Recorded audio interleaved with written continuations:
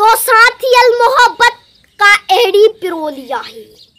तो साथियल मोहब्बत का एड़ी पिरोलिया है जेका इसरार जी डंड में बदल है या अफलातून जे मकाल में जी उन हालत वांगुर है जे मां उभरंदड़ सवाल मुझे रूह के अदम तायुन जी पट्टी पढ़ाए रहा हुजन ऐं तुंहिंजियूं ॻाल्हियूं डेरे ॾाजे फ़लसफ़े जियां बनगढ़ जो शिकार थी किथे बि मानाऊं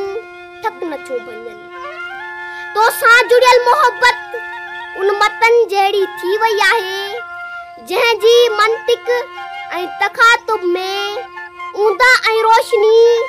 जेतिरो फ़र्क़ु हूंदो आहे। तुंहिंजे ज़ुल्फ़नि जी खुशबू ऐं सचाई में एतिरो फ़र्क़ु आहे जेतिरो मतन जी अंदाज़ ऐं मवाद में यकजाई जे उबतड़ ज़मीन आसमान जेतिरो हुजे। तुंहिंजे चेहरे जी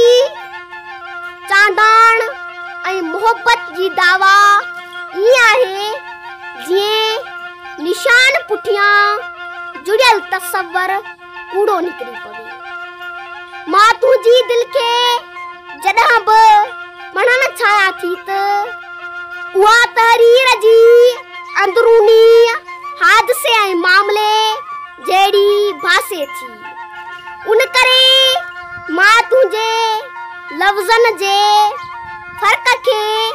जेसिताईं सम्झी नथी सघां तेसिताईं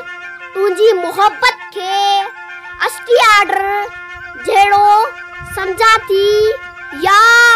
उन यूनानी इस्तिलाह एपूरिया जहिड़ो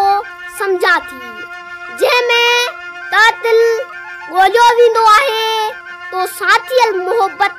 का एड़ी पिरोलिया आहे जंहिंमें तातिल ॻोल्हियो वेंदो आहे तो साथियल मोहब्बत का एड़ी पिरोलिया आहे तो साथियल मोहब्बत का एड़ी